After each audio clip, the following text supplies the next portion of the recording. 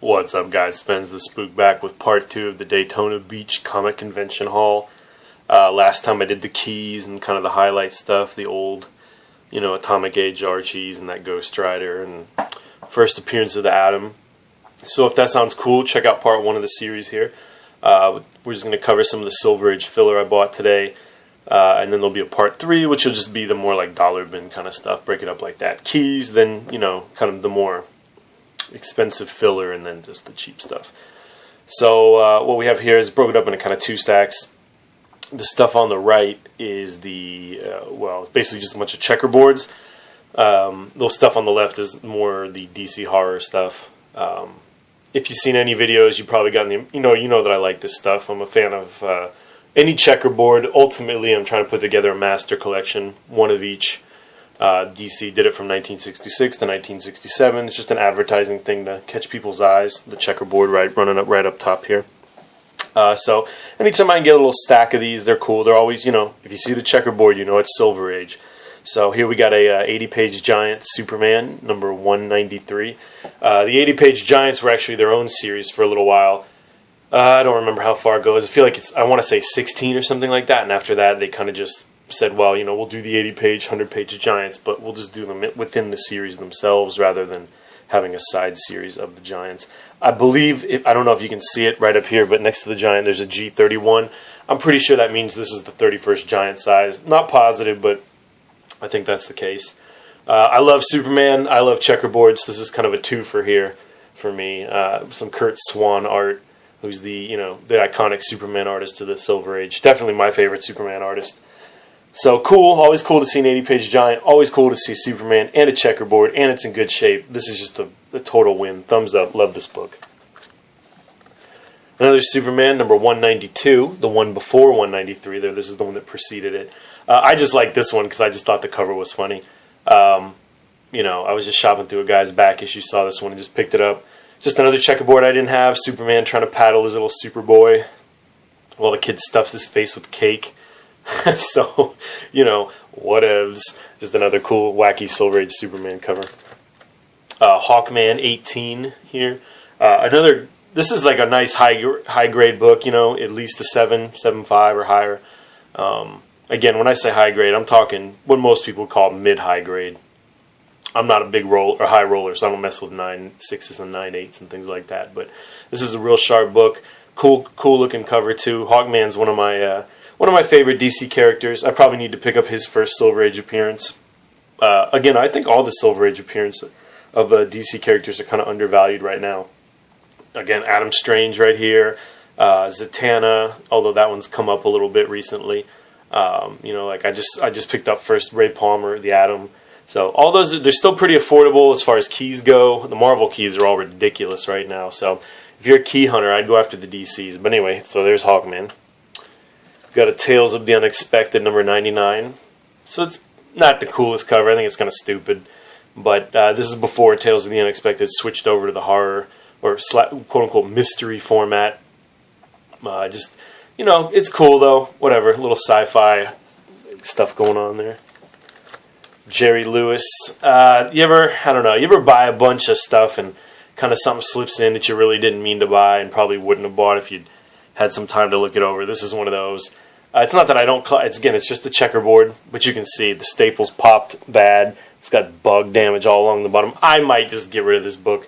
I might just take it into my local store and kind of donate it to their, $5 bin or something like that. I mean, it's a Silver Age book, but it's just ugly. I don't know. I don't know why I bought this. I don't remember who I bought it from, and I don't know why I bought it, but it kind of just snuck in there. But anyway, The Adventures of Jerry Lewis, 97. Ugly checkerboard there. Here we have Strange Adventures, number 200. Again, just kind of a, goofy little variety book they did. It's got the Enchantress up there. Anything with the Enchantress in it right now is a little bit more expensive than it used to be just because of the Suicide Squad movie coming out. Damn the movies, right? I don't know. I'm not going to go off on this because I know I'm in the extreme minority here, but I don't really enjoy any of the movies or the TV shows. I'm sure they're good. I'm not saying they suck or anything like that, but just comics kind of exist for me in a very specific medium. I don't really get into the cartoons or the movies or anything else. So I don't know. For me, when I have to pay extra just because something was in a movie. It kind of gets under my skin, but it's just the way it is. Keeps the market going, you know. Cool Flash cover here with Captain Cold. I like Captain Cold a lot. And I don't know what he's doing on crutches, but whatever. So there's Flash 166. Nice, again, high grade, quote unquote, checkerboard. I'd say at least 7.75. If you can get 7.75 Silver Age for $10 a piece, man, all day long. Action Comics number 335. I know this I probably should have brought this a little closer, but anyway, you guys could probably see it okay. Just another checkerboard. Superman, Kurt Swan. This is Showcase number 68. The Showcase run in this kind of in the 60s and in the 50s has a lot of first appearances in it. You know, both high profile and low. This is First Maniacs. Believe it or not, it's kind of a Monkees ripoff band. It's got that. I just really like it. The girl in the white hair here almost looks like Angel from Angel and the Ape. It's kind of a Monkees thing, like a teenage band. I just kind of think it's cool, and I think the art's really neat on there. I like a lot of these the teenager book art from the time period. So, Showcase 68, First Maniacs. Again, a book I really like. Nice grade too. And then another strange first appearance, First Inferior 5. These are weird, man. The Inferior 5 is weird. They're like the anti-Justice League. They're, you got Dumb Bunny, who's like this strong kind of idiot girl. There's a blimp. I don't know. Inferior 5 is weird, man, but it's a Showcase 62. So like I said, in the 60s and 50s, the showcases, you get a lot of this kind of stuff. First Dolphin, first Batlash, all that kind of stuff. I don't know if you're into it. If you're into first appearances, just grab them. But I just kind of, again, I like this art style. This is Joe Orlando art. I think he might have done the art on that Maniacs cover as well.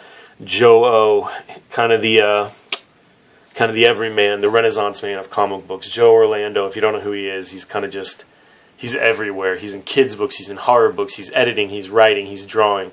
Joe Orlando's name is everything from like creepy, to Showcase Inferior 5. So, Joe Orlando, if you don't know that name, look it up. Big deal guy in comics. So, that should finish off that stack of checkerboards yet. I talked about this book here in video 1, so just kind of leave that be. Let me grab a stack of these and move them over here. Hopefully that doesn't... excuse me. I'm going to have to edit this, I think, and remove that piece from me butchering my comics. That's not something I want to put on YouTube. Or maybe I'll just man up and have it up there as a reminder to be more careful, right? You don't want to get caught throwing your stuff around on camera. But anyway, so there it is.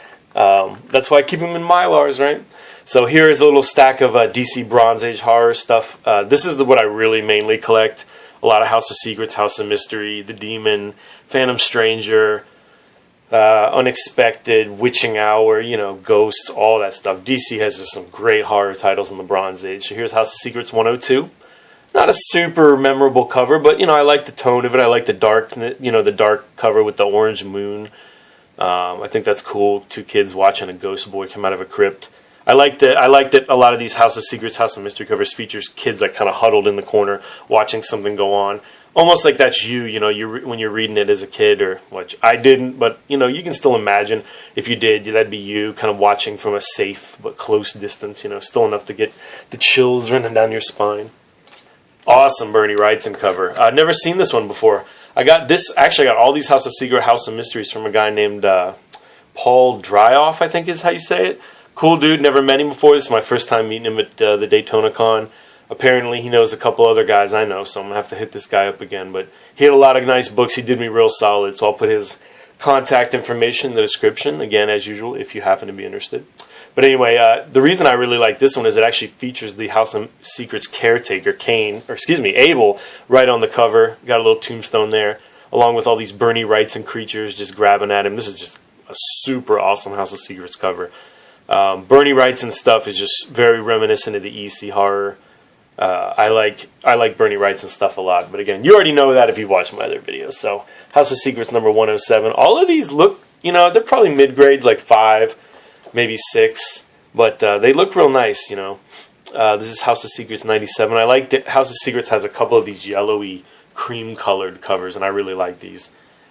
This one in particular, I'm not insane about, but It's pretty cool, kind of suggestive, this creature, you know, coming up to the Castle Morby. I like the bat logo in the corner, though. That's one of my favorite things. House of Secrets 101. This one's a weird one. It almost looks like a later House of Secrets cover. It's Kaluta. I don't really like it. It's kind of ridiculous looking. This giant egg-headed alien. I don't like it. Moving on. House of Mystery 213. I really like this cover. Again, Bernie Wrightson. You can just tell by the creatures. I don't even see his name on here, although I'm sure it's there somewhere. He signs every... Oh, yep, it's under the guy's hand. This is definitely Bernie Wrightson. This old man kind of wigging out while these creatures look in from his window. I just like that. I like covers with things that are like peering in or watching you. I like that theme, so this is a cool one. Plus, I like the color combo up here, the black and red. I think it looks good. Speaking of color combos, this is a weird one. That kind of like yellow-green mixed with the blue, very strange looking color, but I like it. And the really weird, like elongated devil shadow in the room, that's awesome. I'm not into the Slender Man stuff, but, you know, that's kind of reminiscent of it. Real creepy, tall man breaking into this kid's room at night, like a little child snatcher. I don't know. Awesome. House of Mystery 212. House of Mystery 215. This one's a little beat, but I didn't have it, so, you know, I grabbed it. It's okay. I'm not into Medusas and things. I don't find them to be super scary or anything, but it's a cool cover. I like the color tones on it. House of Mystery 205. I'm kind of pissed at myself. There was 3 copies of this, and this was the cheapest one. You can see someone wrote on it. It's got some damage here, and it's got a color break bend right there. I went cheap and I backed out, and I shouldn't have. This is a nice cover. This is an awesome cover. Again, pretty sure this is what they'd call a gray tone cover. You got this creepy thing sweeping down the river, riding a coffin. I should have just chucked up and bought the better one. I don't know what I was doing cheaping out on this cover, but certainly if I get the chance to make amends, I will. House of Mystery 211. This was an upgrade. I have this book already, but mine's real nasty looking. This is a nice, mid-grade copy. A Bernie Wrightson cover. Almost reminds me of Castlevania or something, like Simon Belmont, reaching for the cross whip. If you know what I mean. If you're a video game player of the 80s or 90s. And then last of the DC horror here was The Witching Hour. I Married a Ghost. Cool. I like ghosts. Ghosts are kind of ghosts and witches. I'm not so much into vampires as much, but I like this cover.